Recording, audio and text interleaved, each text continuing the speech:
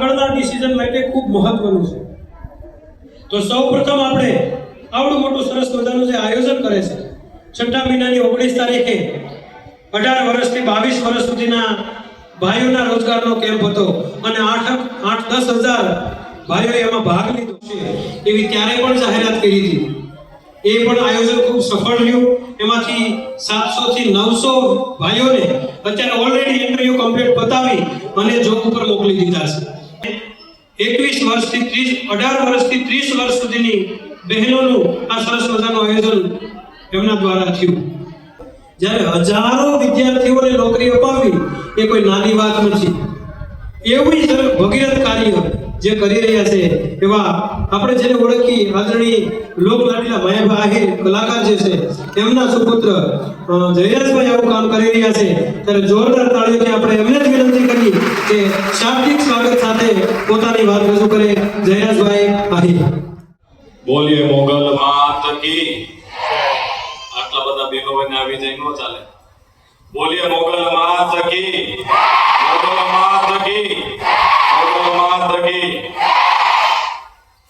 બહેનો આત્મનિર્ભર થઈ શકે એ હેતુથી આજનો જે સુંદર મજાનો કાર્યક્રમ છે એ કાર્યક્રમમાં ઉપસ્થિત પૂજ્ય બાપુ તથા મંચસ્થ ઉપસ્થિત વિવિધ કંપનીઓમાંથી પધારેલ તમામ અધિકારીશ્રીઓ તથા આ ગામના સરપંચ અને જે મારા પહેલાના વક્તા છે એવા હરમેશ મને સાથ અને સહકાર હંમેશા આપતા હોય છે એવા પીયુભાઈ આહિર તથા હરમેશ કાંઈ પણ સેવાકીય કામ હોય અને હંમેશા ભગોડાના ટ્રસ્ટના દરવાજા ખુલ્લા હોય અને હંમેશા અમને ખૂબ જ બળ પૂરું પાડતા હોય એવા ભગોડા મોગલધામ ટ્રસ્ટી આદરણીય માયુભાઈ તથા લક્ષ્મણભાઈ તથા તમામ મંચસ્થ મહાનુભાવો અને મારી સામે બિરાજમાન તમામ બહેનો અને એમની સાથે પધારેલ તમામ વાલીશ્રીઓ, સૌપ્રથમ તો આપ સૌનું હૃદયથી હાર્દિક સ્વાગત કરું છું. પીયુભાઈએ જેમ વાત કરી કે આવતા મહિને 19 તારીખે જે ભાઈઓનો રોજગાર કેમ્પ હતો ત્યારે જે મેં ભગોડાની ધજાની સાક્ષીમાં લઈને જે વચન આપ્યું હતું કે બહેનો માટે રોજગારનો કેમ્પ કરીશ, તો એ વચન આજે પૂરું કર્યું છે. એ વાતનો મને આનંદ છે.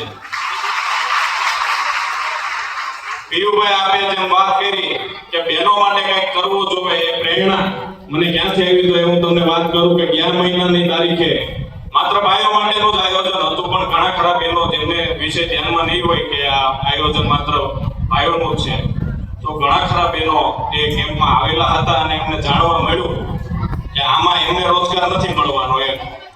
એટલે આ જગ્યાએ ઘણી ખરી બહેનોની આંખમાં મેં આંસુ જોયું. ખરેખર વાસ્તવિકતા જે છે એ આપને કહું છું.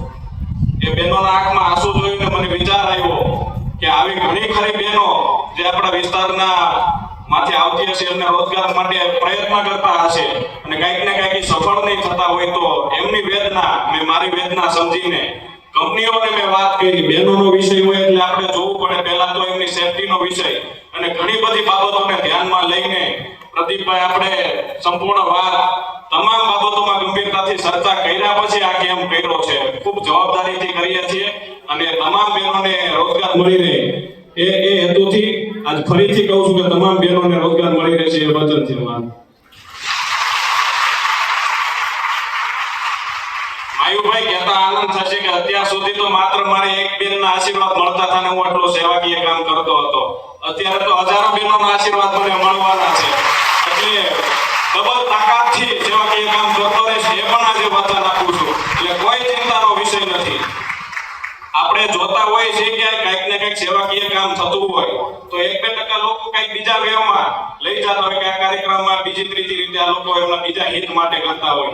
તો હું ચોક્કસપણે તમને કહું છું કે આમાં કોઈ બીજો સ્વાર્થ નથી અને જે કાંઈ અમે કરીએ છીએ છેવાડાના માણસો માટે સારું શું થઈ શકે એ જ હેતુને ધ્યાનમાં લઈને સમગ્ર કાર્યક્રમ કરતા હોય અને જે કાંઈ બોલવાવાળાને જે બોલવું હોય આવનારા સમયમાં જે વિરોધ કરતા છે એના દિલમાં પણ કઈ રીતે સ્થાન લઈ શકાય એ દિશામાં જ હંમેશા મારી કાર્ય પદ્ધતિ રહેશે. કારણ કે મામા હવે જ્યારે આપણું કાર્ય પદ્ધતિ શું છે આપણે શું છે જે મને મળ્યા ન હોય એના તો હક જ હોય ને કે ભાઈ જે એને બોલવું હોય બોલે, પણ આપણે તો માત્ર આ જ કામ કરશું. જો એમને જવાબ દેવામાં રહી ગયા તો આ બધું કામ પડતું રહી જશે. એટલે એ કાંઈ મગજમાં લીધા વગર બહેનો માટે શું સારું થઈ શકે, છેવાડાના માણસો માટે સારું શું થઈ શકે, વંચિતો માટે સારું શું થઈ શકે એ દિશામાં હંમેશા તમારો આ ભાઈ કામ કરતો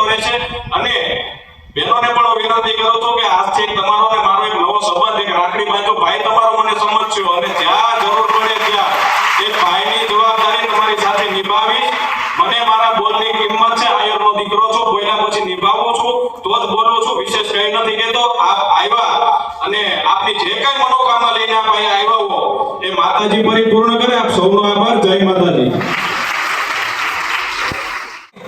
બેનો ન જઈ શકે, બેનોને તકલીફ થાય, બરાબર, એટલે ઝેરોક્સનું મશીન જ અહીંયા મુકાવી દીધું. અને ત્યાં સુધી કે આવનારી એક પણ બેનનો ઝેરોક્સનો એક પણ રૂપિયો જઈને જાતા કે મારે લેવાનો થતો નથી, એ લોકો જે કંઈ થશે એ આપણે આપી દઈશું.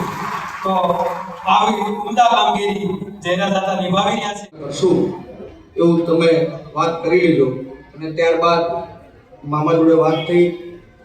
વાત કર્યા પછી માત્ર ખાલી કહી દેવાનું, કીધા પછી પોસ્ટર બનાવીને મૂકી દેવાનું, એડવર્ટાઇઝ કરી દેવાની, એવું નથી. પણ સતત છેલ્લા 1 મહિનાથી કન્ટિન્યુ રોજ દિવસમાં 2 વાર ફોન કરી તમામ માહિતી એ મેળવતા.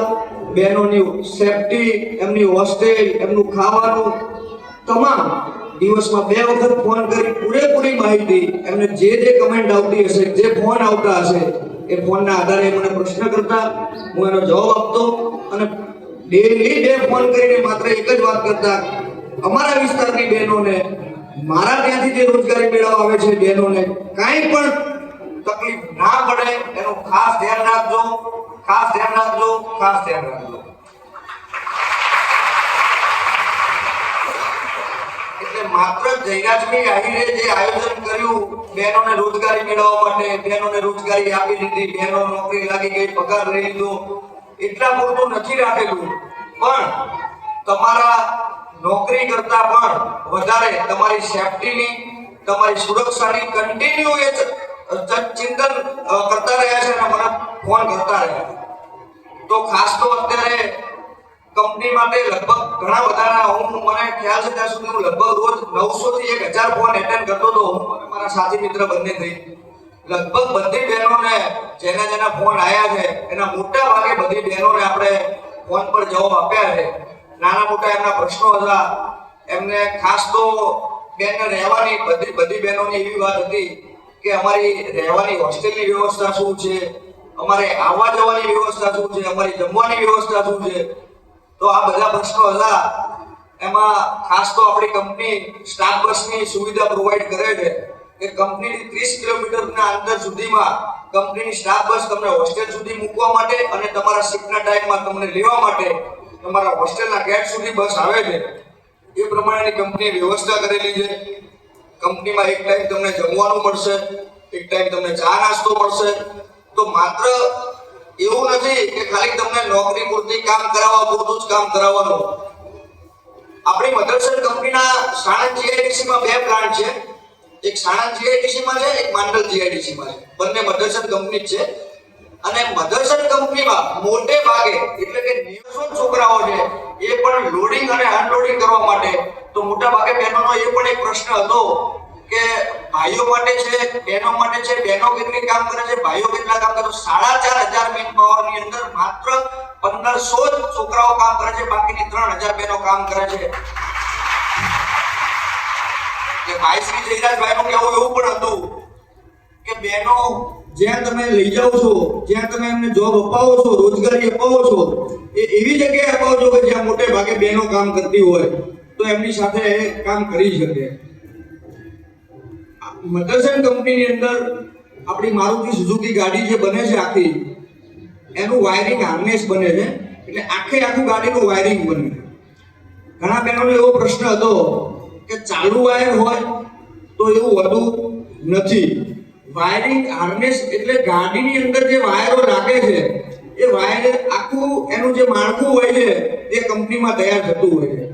તો એમાં લાઈન હોય છે, લાઈનની ઉપર વાયરિંગ લગાવેલું હોય છે. એમાં ઘણી જગ્યાએ તમારે સેલો ટેપ લગાવવાની હોય છે, સોકેટ લગાવવાના હોય, પિન લગાવવાના હોય. આવા નાના મોટા કામ હોય છે. કોઈ એવું મોટું તમને 500 ગ્રામ વજન ઉંચકવાનું કામ તમારે ત્યાં નથી કરવાનું, બરોબર. તો લોડિંગ અનલોડિંગ માટે જે છે છોકરાઓ એ અલગ છે. બહેનોને આવું કોઈ કામ કરવાનું રહેતું નથી.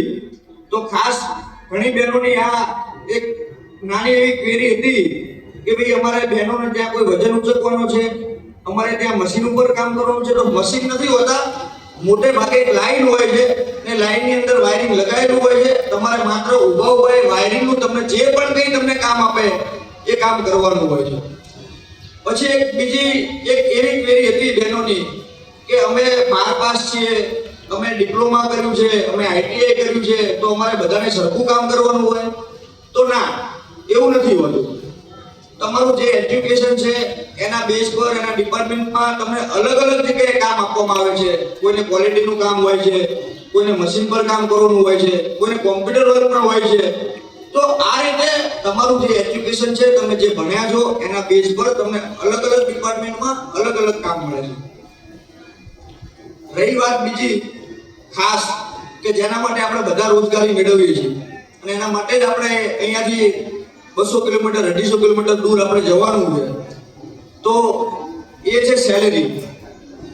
તમારી 19,500 સેલેરી છે, પણ ગવર્મેન્ટના રૂલ્સ હિસાબે તમારું પીએફ, ઈએસઆઈસી આ બધું એક જે સરકારી માળખું છે, જે ગવર્મેન્ટમાં પીએફ નું લગભગ બધાને ખબર જ હશે ને, પીએફ ઈએસઆઈસી તો બધાને ખ્યાલ હશે જ કે તમારું પીએફ દર મહિને કંપનીમાંથી કપાતો હોય છે તમારા સેલેરીમાંથી, અને સામે એટલો ને એટલો કંપની ઉમેરી એટલે સરકાર ઉમેરીને તમને ડબલ કરીને ફ્યુચરમાં તમને એ રિટર્ન મળતો હોય છે.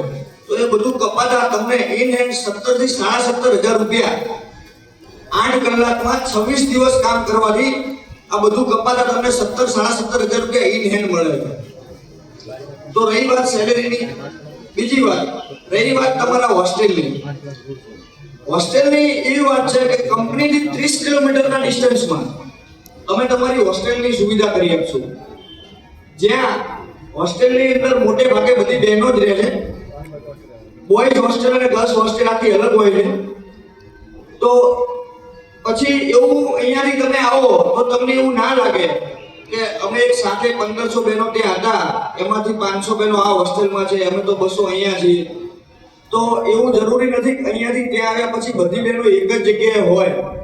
અલગ અલગ હોસ્ટેલ હશે, અલગ અલગ લોકેશન હશે, પણ તમે બધા જ્યાં કામ કરશો તે કંપની એક જ હશે. એ ત્યાં આવશો એટલે તમને ખ્યાલ આવશે. આપણા આતાના જે સંસ્કાર છે જયરાજભાઈમાં, એ જયરાજભાઈના સંસ્કાર, આતાના સંસ્કારે આજે વર્ષાને અને નદીને એક જગ્યાએ આપણા ઘરે ભેગા કરી દીધા છે. આટલા બધા બહેનો, બે આ વખતે ભાઈઓ પણ આટલા બધાને, જે મોટા મોટા વડીલોને જ્યારે વિચાર નથી આવતા એટલી નાની ઉંમરે જે આપણે જયરાજભાઈને ખૂબ શુભ વિચાર આવ્યો છે, ખૂબ સરસ મજાની ક્રિયા કાર્ય કરે છે. કારણ કે દાન કરવું એ ખૂબ સહેલું છે.